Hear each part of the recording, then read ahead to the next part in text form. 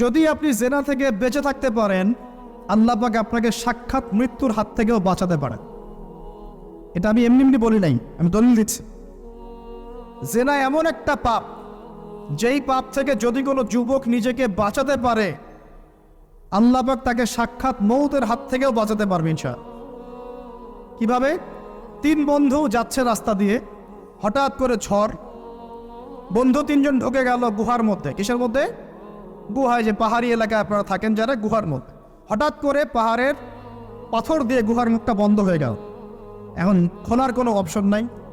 সবাই বলছে এখন 3 জন, এখন তো আমরা বের হতে পারবো না। সবাই সবার নেক আমলের ওসিলা দিয়ে আল্লাহর কাছে দোয়া করো। কিসের ওসিলা দিয়ে? নেক আমলের ওসিলা দিয়ে দোয়া করতে হয়। যে হাদিস, এই ছেলে বলছে, যুবক ছেলে, আল্লাহ আমার একজন চাচাতো বোন ছিল। কে ছিল? এই যে বয়ফ্রেন্ড গার্লফ্রেন্ড, খালাতো বোন, চাচাতো বোন। এখন তো বিচ্ছিরি অবস্থা। এখন এমন একটা অবস্থা, পশ্চিমা সভ্যতার রিপোর্টগুলো পড়ে দেখি, ভাইও বোনের সাথে জেনা করে না। ওদের ওখানে নিজের আপন পিতার দ্বারাও মেয়ে সেক্সুয়াল হ্যারাসমেন্টের শিকার হয়। ওরা আমাদেরকে শেখায় এখন ভালো কোনটা মন্দ কোন। আর আমরা আমাদের মাথাটা কবে যে বিক্রি করে দিলাম, ওদের কাছ থেকে ভালো মন্দ শিখতে হচ্ছে। কোরআন সুন্নাহ বাদ দিয়ে ওদের কাছ থেকে ভালো মন্দ শিখতে হচ্ছে। তো চাচাতো বোনকে সে খুব ভালোবাসতো, তাকে সে পেতে চাইতো, মানে তার সাথে সেক্সুয়াল সম্পর্ক করতে চাই, সোজা কথা বল। এখন সেই মেয়েকে অনেক প্রস্তাব দেয়, সেই মেয়ে রাজি হয় না। শেষে বলে, যদি আমাকে 1000 বা 100 স্বর্ণ মুদ্রা দিতে পারো, দিনার, তাহলে আমি তোমার সাথে সেক্স করব, মানে জেনা করবো। নাউজুবিল্লাহ। তো সেই ছেলে অনেক কষ্ট করে এই টাকাগুলো বা এই দিনারগুলো অর্জন করে, কামাই করে, দিনরাত পরিশ্রম করে, ঠিক আপনারা যেমন করছে না। তো এরপর সে তার স্বর্ণ মুদ্রা দেয়, দিয়ে বলে যে এখন আমাকে আমার কাজ করতে দাও। তখন সেই মেয়ে রাজি হয়। ঠিক যে মুহূর্তে তারা সেক্সুয়াল সম্পর্কটা করবে, ঠিক ওই মুহূর্তেই এই মেয়ে বলে ওঠে, হে আল্লাহর বান্দা, আল্লাহকে ভয় করো। আমি সারা জীবন আমার সতীত্বকে ধরে রেখেছি, কাউকে দেইনি। আমি কারোর সাথে এরকম অন্যায় করি নাই। আমি খারাপ মেয়ে নই। তুমি আমার ইজ্জতটা নষ্ট করো না। কে বলছে কথা? মেয়ে। ওই অবস্থা থেকে কি একটা ছেলের উঠে আসা সম্ভব? এটা কি এতটাই সহজ? এটা কিন্তু সহজ না। সত্যি কথা বলতে এই বিষয়টা কিন্তু এতটাও সহজ না। যারা অবিবাহিত তারা হয়তো বুঝতে পারবে না, বিবাহিতরা বুঝতে পারছে। তো ওই অবস্থা থেকে সেই টাকাগুলো না নিয়ে সেই স্বর্ণমুদ্রা মেয়েকে দিয়ে ওখান থেকে সেই ছেলে উঠে আসে আল্লাহর ভয়ে। সে এখন গুহার মধ্যে আটকা পড়েছে, আল্লাহকে বলছে, আল্লাহ, ওই দিন ওই কাজ যদি তোমার সন্তুষ্টির জন্য করে থাকি, আজকে আমাকে মৃত্যুর হাত থেকে বাঁচাও। সমস্ত পাথর তপ করে সরে গেল গুহার থেকে। এটা কিন্তু কোনো গাল গল্প নয়, এটা বনু ইসরায়েলের ঘটনা, সত্য ঘটনা। এই হাদিস থেকে আমি আপনাকে দলিল দিচ্ছি যে যদি জেনার মতো পাপ থেকে আমি সরে আসতে পারি, সাক্ষাৎ মৌত থেকে আল্লাহ বাঁচাতে পারে। প্রিয় ভাই, সেই যুবক আরশের ছায়া ছায়া পাবে যে তার যৌবনকালটাকে আল্লাহর পথে কাটিয়েছে, এবং যাকে কোনো সুন্দরী মেয়ে জেনার জন্য আহ্বান করে, সে বলে আমি আল্লাহকে ভয় করে। আমরা তওবা করি, আমরা কোনো প্রকার জেনার পাবে যাব না ইনশাআল্লাহ। যদি হারাম কোনো সম্পর্ক থেকে থাকে, আজকেই এই নাম্বার ডিলিট করে ফেলতে হবে। আল্লাহ পাক তৌফিক দান করুন। ডিলিট করার আগে আবার ফোন করে বলেন না যে আজকে থেকে আর কথা বলবো না, তাহলে এই কথা আর কোনোদিন শেষ হবে না। একবারই বন্ধ, ডিসকানেক্টেড। কার জন্যে? আল্লাহর জন্যে। এবং এটা করার পরে আল্লাহকে বলতে হবে, আল্লাহ, শুধু তোমার ভয়ে এবং তোমার সন্তুষ্টি পাওয়ার জন্যে আমি জেনা থেকে বেরিয়ে আসলাম। আল্লাহ, তুমি আমাকে হেদায়েত দাও, ইমান দাও, আমল দাও, এবং তোমার রাস্তায় আমাকে বেহিসাব রিজিক দাও। এবং নেককার কুমারী, নেককার প্রেমময়ী, তাকওয়াবাদ, মুত্তাকি একজন স্ত্রী আল্লাহ তুমি আমাকে দান করো। ইনশাআল্লাহ আল্লাহ পাক আপনাকে দান করো। আল্লাহ পাক দান। আল্লাহ পাকের জমিন প্রশস্ত, আল্লাহর হাত প্রশস্ত। আল্লাহর হাতকে সংকীর্ণ মনে করবেন না, আল্লাহর জমিনকে সংকীর্ণ মনে করবেন না। আল্লাহ পাক যাকে ইচ্ছা বেহিসাব রিজিক দিতে পারে ইনশাআল্লাহ। আল্লাহ পাক আমাদের সবাইকে বেহিসাব রিজিক দান করুন বলি আমিন।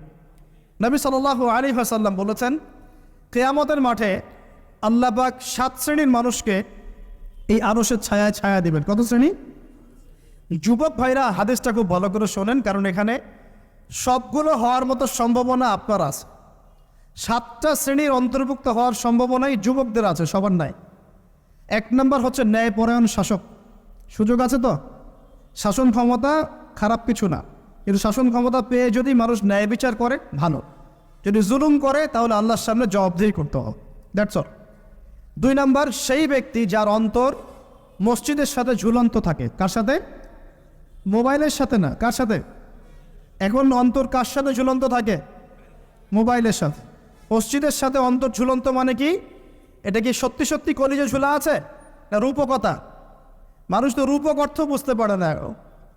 মানে আপনি নামাজের জন্য, জামাতে নামাজ পড়ার জন্য উদ্গ্রীব হয়ে থাকেন, এটা হলো মসজিদের সাথে ঝুলন্ত হৃদয়। এরপর সেই ব্যক্তি, সেই যুবক যে তার যৌবনকালটা আল্লাহ পাকের ইবাদতে কাটিয়ে দিয়েছে। সুযোগ আছে না? আছে কি নাই? যুবকদের সুযোগ আছে কি নাই? 4 নাম্বার, সেই ব্যক্তি বা সেই 2 ব্যক্তি যারা একে অপরকে আল্লাহর জন্য মহব্বত করে। বয়ফ্রেন্ড গার্লফ্রেন্ড ট্রেডিশন বলা হচ্ছে না, বয়ফ্রেন্ড গার্লফ্রেন্ডের হারাম জেনার ভালোবাসা বলা হচ্ছে না। কি বলা হচ্ছে? দিনের জন্যে, আল্লাহর জন্যে দুজন পরস্পরকে ভালোবাসে, আল্লাহর জন্যেই বিচ্ছেদ ঘটে। 5 নাম্বার, সেই ব্যক্তি যাকে, যুবক ভাই শোনেন ভালো করে, সেই ব্যক্তি যাকে কোনো সুন্দরী নারী জেনার জন্যে ডাকে, সুন্দরী উচ্চ বংশের কোনো মেয়ে নিজেই জেনা করার জন্য ডাকে, কিন্তু যুবক বলে আমি আল্লাহকে ভয় করি, ইন্নী আখাফুল্লাহ, আমি আল্লাহকে ভয় করি। এরকম যুবক আছে এখনো বাকি সমাজে? এখন তো ইচ্ছা করেই মানুষ জেনা করে। এখন তো জেনা এত সহজ, মানুষ 1000, 1500, 2000 টাকা দিয়ে জেনা করতে পারে। এই সমাজে জেনা সহজ, বিয়ে হয়েছে কঠিন। আর কে? আর সেই ব্যক্তি যে এত গোপনে দান করে, যার বাহাত জানে না ডান হাত কি দান করেছে, যার বাহাত জানে না ডান হাত কি দান করেছে। আমাদের মতো নয় যে 10,000 টাকা দান করলে সবাইকে না জানানো পর্যন্ত ঘুম হচ্ছে না, এমন নয়। দান এমন গোপনে করে যে তার বাহাত জানে না ডান হাত কি দান করছে। আল্লাহ পাক আমাদের সবাইকে গোপনে দান করার তৌফিক দেখ। এর মানে এই না যে প্রকাশ্যে দান করা যায় না, প্রকাশ্যেও দান করা যায়। অন্যকে উৎসাহিত করার জন্যে প্রকাশ্যেও দান করা যায়, কিন্তু গোপন দান আল্লাহর কাছে অনেক বেশি পছন্দের। আর 7 নাম্বার, সেই ব্যক্তি যে নীরবে নিভৃতে গোপনে আল্লাহর কথা স্মরণ করে কাঁদে এবং তার চোখ দিয়ে অশ্রু প্রবাহিত হয়। এই 7 শ্রেণীর মানুষকে আল্লাহ পাক কিয়ামতের মাঠে আরশের ছায়া দিবে ইনশাআল্লাহ। আমরা কি পেতে চাই? আল্লাহ পাক এই আরশ সবার আগে সৃষ্টি করেছেন। তারপর কি সৃষ্টি করেছেন? কলম। কে? কলম। কলম সৃষ্টি করে আল্লাহ পাক বলেছেন উক্তুব, লিখো। কলম বলছে মায়দা আক্তুব, আমি কি লিখবো? আল্লাহ বলছেন কিয়ামত পর্যন্ত যা হবে সব লিখো। লাউহে মাহফুজে কলম লেখা শুরু করেছে, কিয়ামত পর্যন্ত যা হবে সব লেখা হয়ে গেছে অলরেডি। অতএব রিজিক নিয়ে আপনার টেনশন করার কোনো দরকার নাই, যা লেখা হয়েছে পাবেন ইনশাআল্লাহ। যদি হালাল পথে চান হালাল পথে পাবেন, হারাম পথে চাইলে হারাম পথে পাবেন।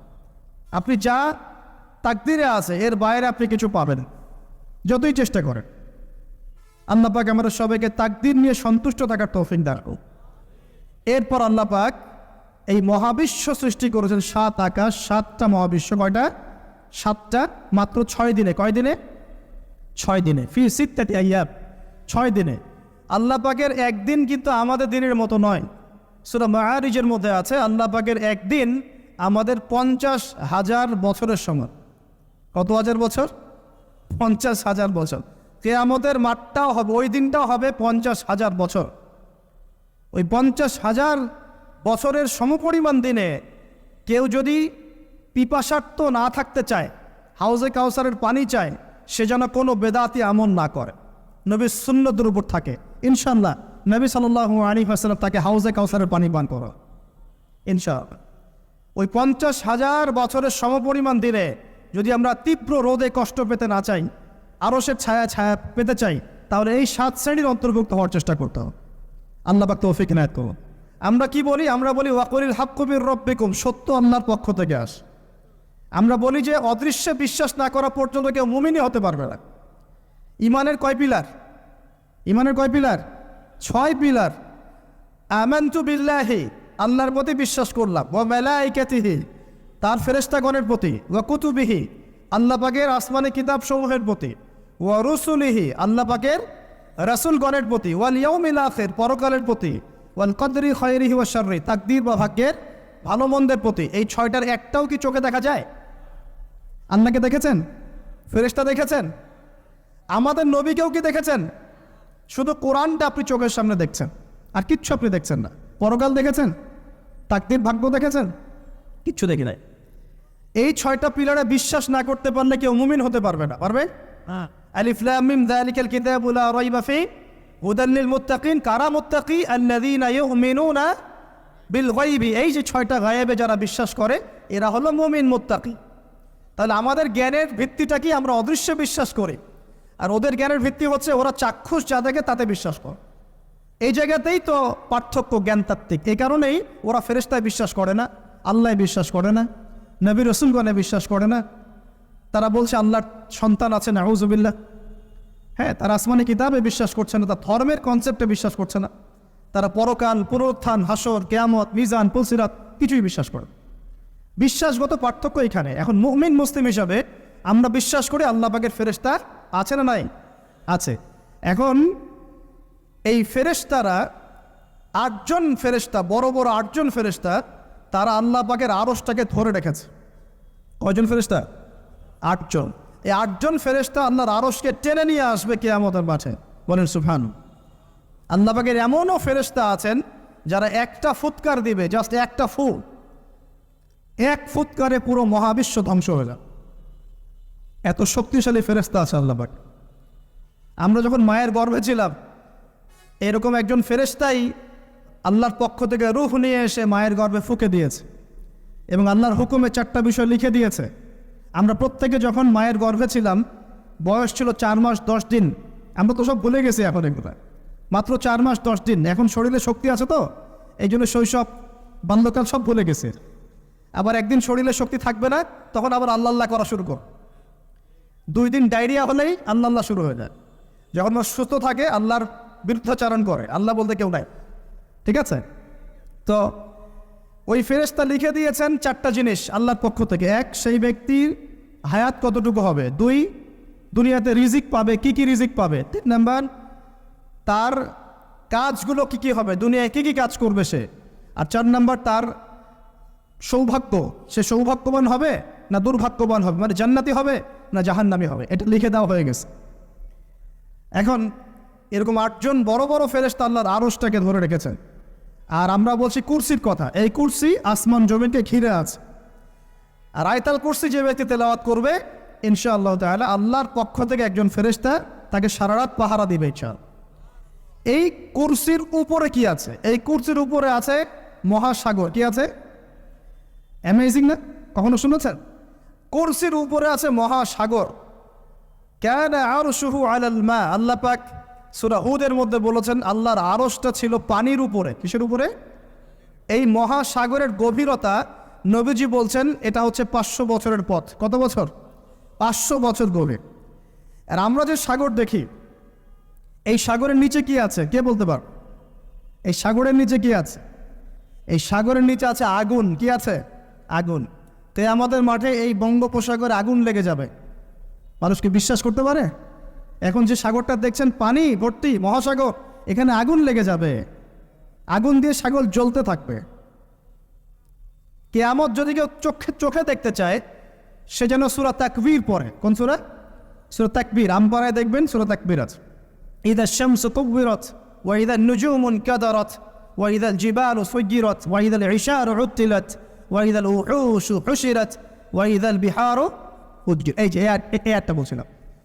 তো প্রিয় ভাইয়েরা, সাগর নিয়ে দুটো কথা বলেই দেই।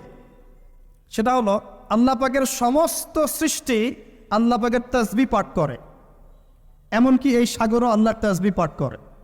এবং প্রতিটা সৃষ্টি পরকালের সাক্ষী হয়ে থাকবে। ওই সাগরের কিনারে দাঁড়িয়ে যারা ন্যাংটা হয়ে নগ্ন হয়ে দাঁড়িয়ে আছে, গোসল করছে, সাগর তাদের বিরুদ্ধে সাক্ষী দিবে। ওখানে দাঁড়িয়ে যারা গাঁজা খাচ্ছে, ফেন্সিডিল খাচ্ছে, ইয়াবা খাচ্ছে, সমকামিতা করছে, গান বাজনা করছে, সাগর ওদের বিরুদ্ধে সাক্ষী দিবে। এই যে আজকে যেখানে বসে আমরা ওয়াজ মাহফিল করেছি, দিনের কথা বলেছি, এই মাটি কালকে আমাদের সাক্ষী দিবে এখানে ভালো কিছু হয়েছে।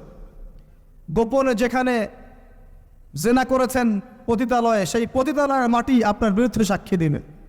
আল্লাহ পাকের প্রত্যেকটা সৃষ্টি আল্লাহর কাছে সাক্ষী প্রদান করবে আমাদের বিরুদ্ধে অথবা পক্ষে। আল্লাহ আমাদেরকে বোঝার তৌফিক দান করুন।